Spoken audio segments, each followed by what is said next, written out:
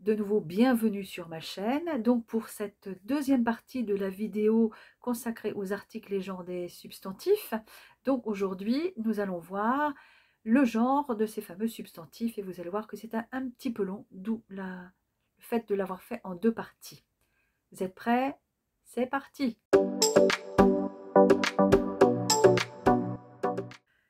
Connaître le genre des noms est indispensable en français, car il commande le choix du pronom, l'accord de l'adjectif quand il y en a un, ainsi que celui du participe passé par exemple. Alors en français, les noms peuvent être de deux genres, soit masculin, soit féminin. En français, il n'y a pas de neutre. Alors généralement, les noms d'hommes et d'animaux mâles sont du genre masculin, tandis que les noms de femmes et d'animaux femelles sont du genre féminin. Donc, on dira au masculin l'homme, le père, le lion, et au féminin la femme, la mère, la lionne. Toutefois, il existe des exceptions. Exemple, une vigie qui désigne un homme est un mot féminin, et un laidron qui désigne souvent une femme est du masculin. Les noms de choses, eux, sont répartis par l'usage dans l'un et l'autre genre, puisqu'on dit une table, un banc, une chaise, un lit. Et pour beaucoup de noms, il n'existe pas de règles, ce qui n'arrange pas forcément les affaires des personnes qui apprennent le français. La seule solution, c'est de les étudier par cœur, et pour connaître à coup sûr le genre des noms en français, il vaut mieux se fier à un bon dictionnaire. Donc je vous mets ci-dessous quelques liens vers des ouvrages et sites fiables. Les noms de rivières et de fleuves sont eux aussi selon l'usage de l'un ou l'autre genre. Donc, en cas de doute, le dictionnaire s'impose. Parce que, par exemple, on dit la Seine, la Loire, la Garonne, et on se dit, chouette, tout est féminin.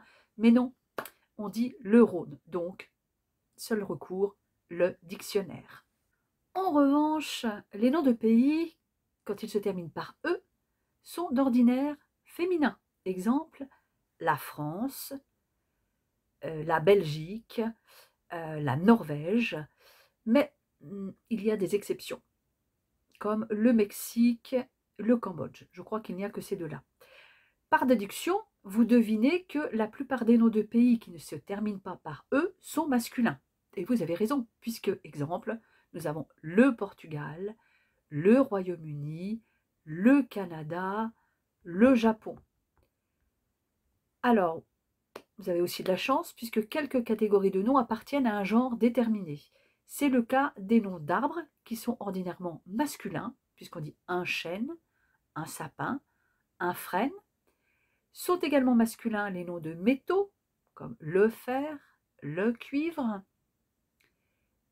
mais également les noms de langues, le français, le portugais, ou encore les noms de jours, de mois et saisons, puisqu'on dit le lundi, ou on dit aussi un juillet pluvieux, ou le printemps de Bourges. C'est le cas également des noms de nombres qui sont masculins, le 2, un 8.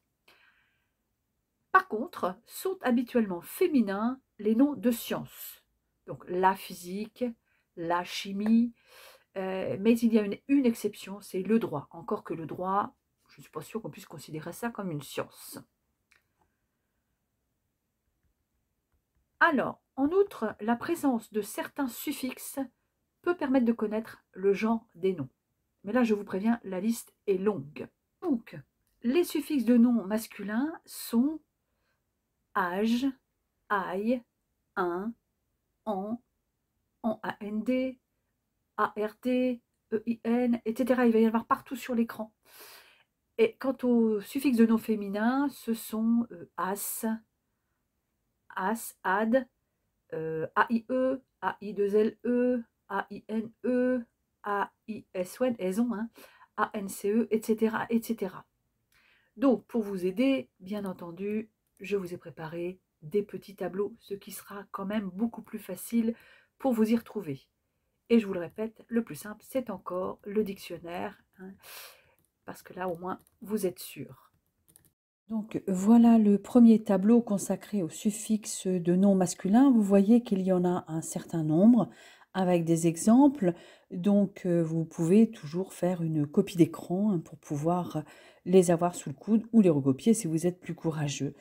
Et ensuite, bien entendu, le tableau des suffixes de noms féminins, même chose, avec plein d'exemples.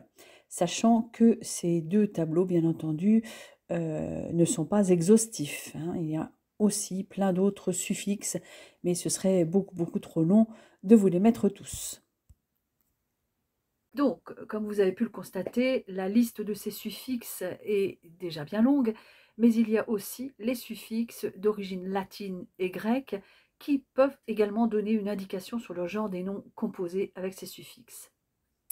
Donc, il faut vraiment les apprendre au fur et à mesure, accompagnés de l'article qui correspond pour s'y retrouver.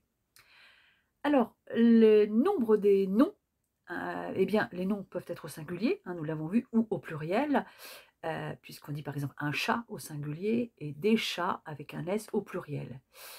Dit comme ça paraît simple, mais je vous ferai prochainement une vidéo consacrée au pluriel des noms parce que ça n'est pas toujours aussi simple. En revanche, certains noms, appelés noms collectifs, désignent au singulier un groupe d'êtres ou de choses. C'est le cas quand on parle par exemple du bétail. Donc, le bétail correspond à un groupe d'animaux d'une même race, hein. Quand on parle du bétail, par exemple, ce sont les vaches. Un troupeau de vaches, ça constitue du bétail. La foule, c'est un ensemble de gens. Et la flotte française, par exemple, hein, c'est l'ensemble des bateaux possédés par un pays.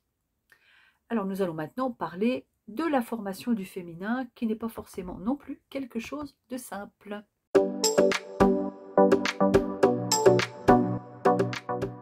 Alors, en général, le féminin d'un nom se forme en ajoutant un E au masculin. Ça, c'est ce qu'on appelle le féminin régulier. Comme dans un ami, qui devient au féminin une amie IE. Mais il y a de nombreux cas particuliers, et attention parce que tous les noms se terminant en E ne sont pas féminins. Alors, par exemple, parmi les noms qui ont un féminin régulier, il y a les noms terminés au masculin en IN et AN, qui ont un féminin régulier donc en E, sans doubler le N. Par exemple, un cousin, une cousine, un faisan, une faisane. Toutefois, attention, paysan fait paysanne au féminin, mais paysanne avec deux N. Les noms masculins terminés par un T ont également un féminin régulier en E, par exemple un candidat, une candidate. Alors, bien entendu, il y a quelques noms terminés en T, comme chat, qui doublent le T au féminin. Eh oui, un chat, une chatte avec deux T. Les noms terminés en E au masculin, généralement, ne varient pas au féminin. C'est-à-dire qu'un artiste au masculin, eh bien, reste un artiste au féminin. Quelques-uns, en revanche, se forment avec le suffixe E2SE. Par exemple, un prince, une princesse. Les noms masculins en OU, OUX, ont leur féminin en OUSE, OUSE. Par exemple, un époux, une épouse. Et ceux en EUR, EUR, ont leur féminin en EUSE, EUSE. Par exemple, un danseur, une danseuse. Mais attention, quelques mots en EUR ont leur féminin en EURES. Eh oui, un vengeur, une vengeresse. En revanche, la plupart des noms masculins en TEUR, T-E-U-R, ont leur féminin en tris. Un acteur, une actrice.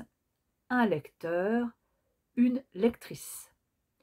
Les noms masculins terminés en ER ont quant à eux leur féminin en R, E accent grave RE. Exemple, un fermier, une fermière. Un boulanger, une boulangère. Les noms masculins en EL ou en EAU ont le féminin en E2LE. Exemple, un colonel devient une colonelle. Le jumeau devient la jumelle. Les masculins terminés en IEN et ION, quant à eux, doublent le N au féminin. Exemple, le gardien, la gardienne avec deux N, un lion, une lionne avec deux N. Quant aux noms terminés par un P ou un F, ils ont un féminin en VE. C'est l'exemple de loup, qui devient au féminin une louve, ou de un veuf, qui au féminin devient une veuve. Alors, pour corser un petit peu le menu, certains féminins sont complètement irréguliers, puisqu'ils sont indépendants du mot masculin qui leur correspond. Alors, voici une petite liste. Nous avons un roi, une reine, un duc, une duchesse, un empereur, une impératrice, un mari, une femme, un gendre, une bru, un fils, une fille, un neveu, une nièce, mais c'est pas tout, un frère, une sœur, un oncle, une tante, un parrain, une marraine. Ou encore un héros, une héroïne, un dieu, une déesse, un serviteur, une servante, un bélier, une brebis, ou encore une vache, un taureau. Certains noms, quant à eux, désignant principalement des professions, n'ont pas de féminin particulier, même si depuis quelques années, certains mots ont été féminisés.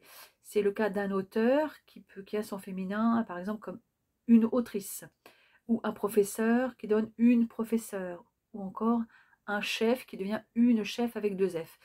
Mais ces termes très usités au Québec ou en Belgique sont très peu utilisés en France, où on préfère conserver le mot au masculin, ou dire une femme auteur, ou une chef mais écrit comme au masculin, etc. Certains noms désignant des animaux n'existent qu'au masculin ou au féminin.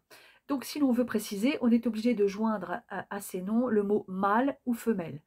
Par exemple, un serpent n'existe qu'au masculin. Donc si on veut préciser, on dira un serpent mâle ou un serpent femelle. Et c'est souvent la même chose aussi pour toutes les races d'oiseaux. Un rossignol, eh bien on dira un rossignol mâle ou un rossignol femelle.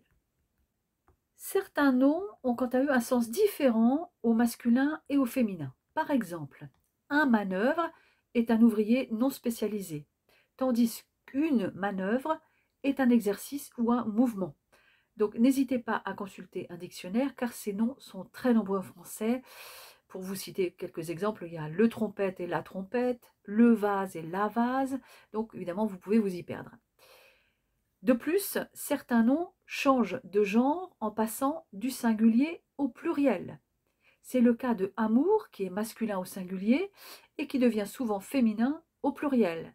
On dit par exemple un grand amour et de folles amours.